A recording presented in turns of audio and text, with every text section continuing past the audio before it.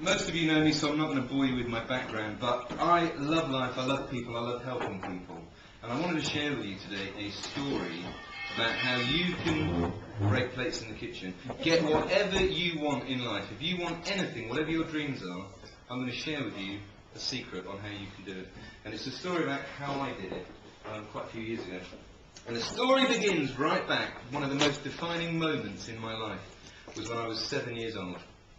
And for my birthday, my grandparents bought me the best thing ever. It was a Matchbox. It was about this big, a Matchbox car, and it was a Porsche 911. And it was brilliant, except for one thing. It was the most hideous colour. It was a lime green Porsche 911. And at 7 years old, this was the best thing. And to put that into context, I lived in Cheddar at the time. And no offence to Stuart and anyone else who lives in Cheddar. Do you live in Cheddar? Yeah, I live in Cheddar. I didn't know that.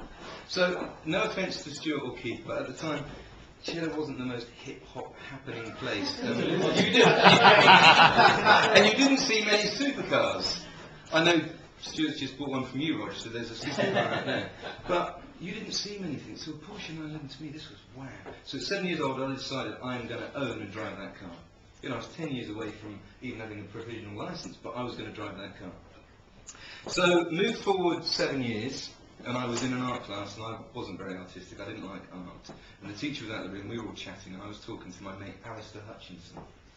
And we decided to have a bet. He'd obviously got sort of brushed with my enthusiasm. He liked 911s, and he said, "I bet you I'll get a 911 before you."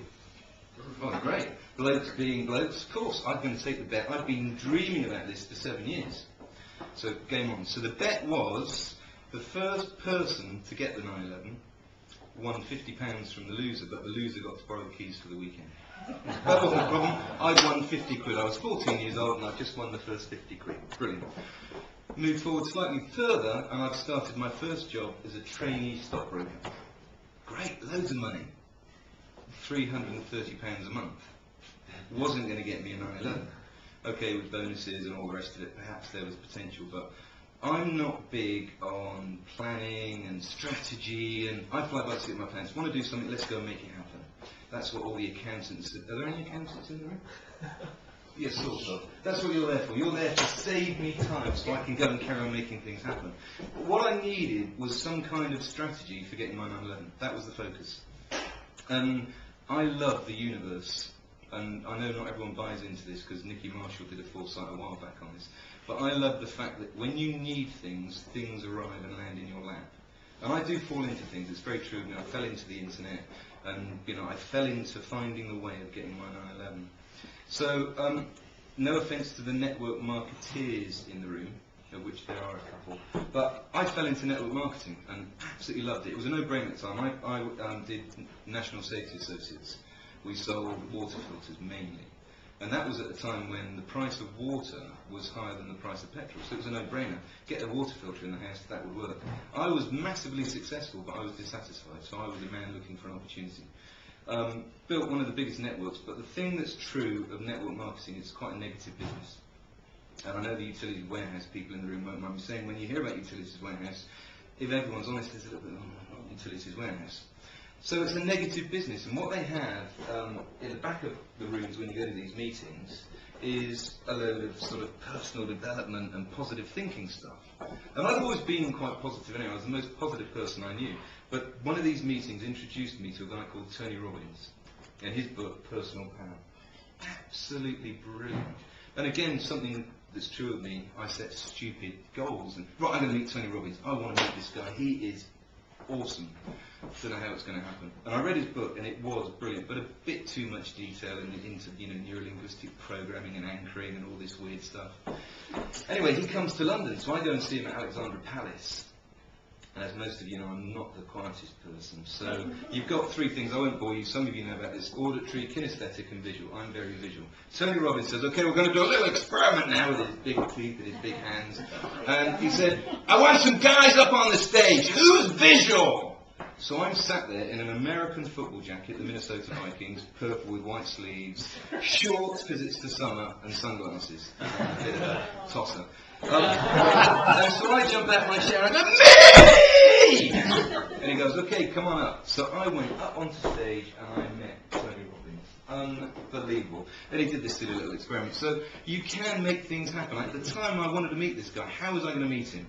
Anyway, I did it in an auditorium of 3,000 people. I got to go up on stage with Tony Robbins. Unbelievable.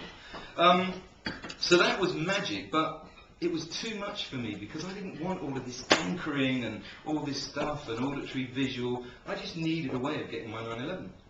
So I was reading a Sunday supplement, and it was the cheesiest, crappiest ad you could imagine.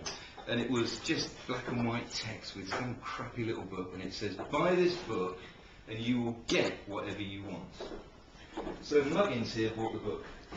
And I found it in the attic a couple of weeks ago, and I've still got it, still got some, this is the place where I set my goals. But anyway, the book is The Midas Method by Stuart Goldsmith. The best book ever. Don't need to take notes, the books are actually on the cards that I left on the table. And this had the formula for me. The very first page, it says, believe that you can do something and you will do it. So that made sense. And then his formula for success in the first chapter, the secret of success: know what you want, believe that you're worth it, believe that you can achieve it, and go out and get it. Now this isn't new. Any of you that know The Secret by Rhonda Byrne, that's exactly what they say in The Secret. Think about Stuart. This book was published in 1988, 18 years before The Secret.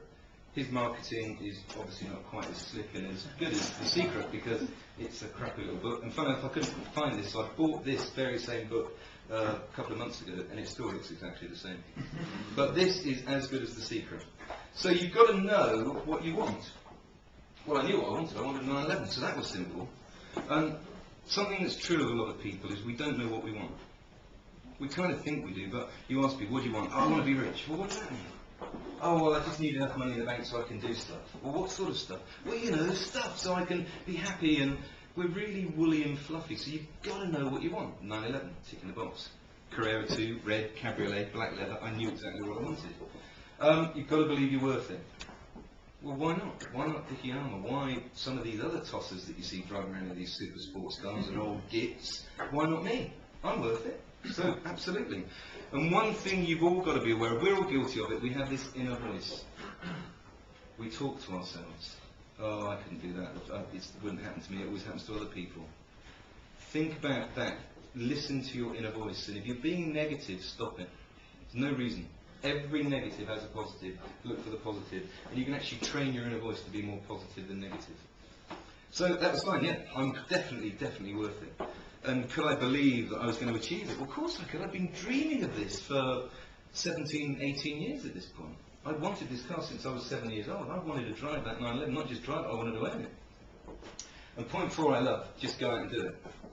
And unlike a lot of goal-setting coaches and books where they say very much the same, but then they say you've got to have a plan for how you're going to achieve it, Stuart Goldsmith and The Secret is a bit more fluffy.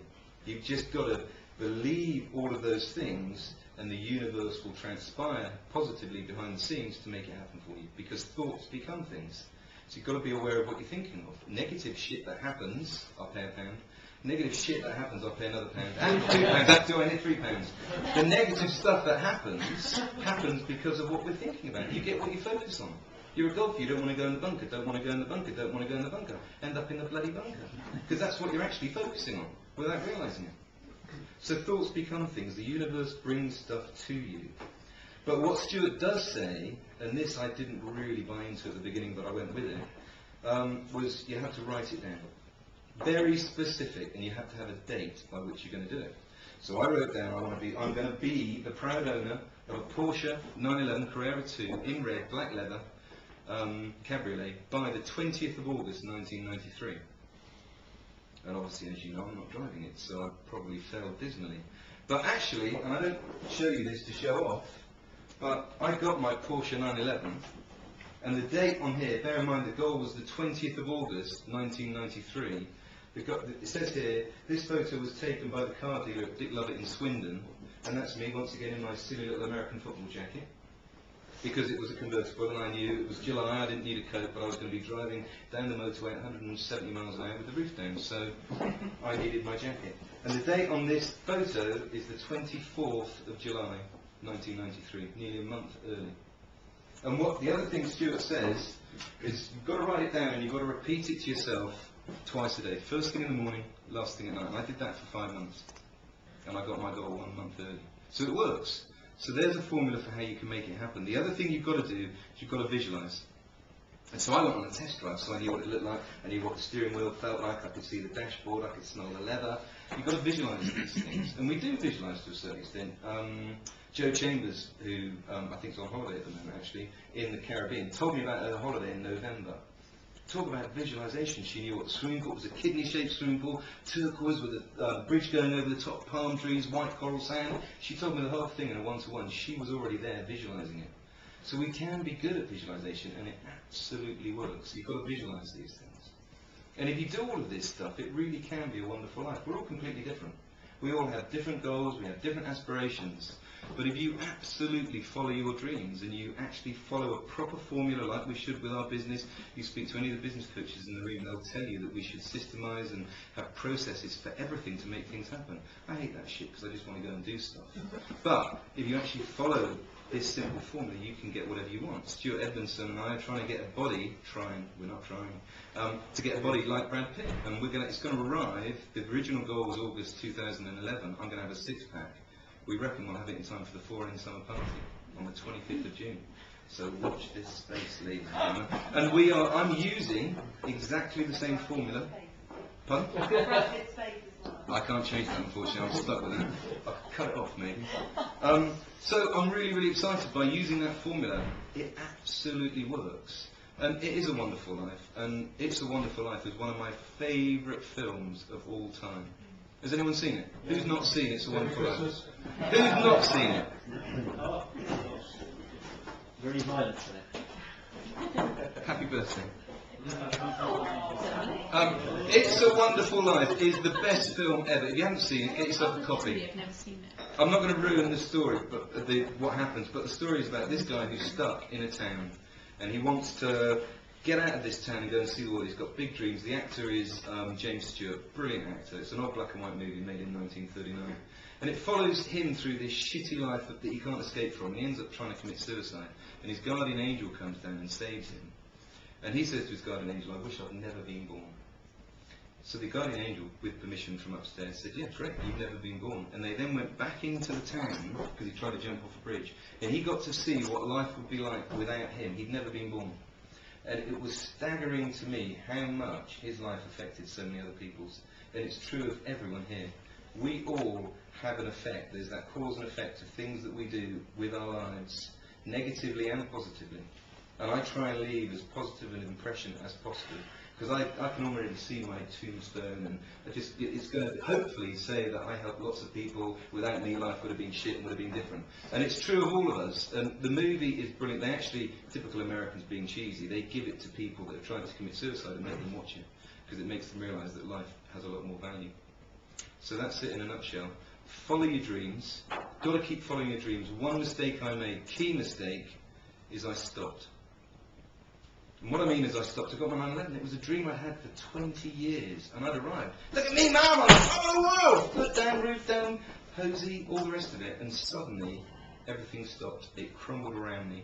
Within a year, I'd lost my job. I had to sell the 9/11 because I'd stopped. I didn't reset my focus. I didn't have another goal. Now I've got loads of goals, and I keep pushing forward, because as soon as you hit a milestone, you move forward again. So you've got to keep resetting your focus. Live that dream, get there, and then move on to the next one, and keep pushing forward. And whatever it is you want, just know exactly what you want. Believe you're worth it, believe that you're going to do it, and then just go out and make it happen, and the universe will bring it and transpire to make things happen for you. It is a wonderful life. Thank you very much.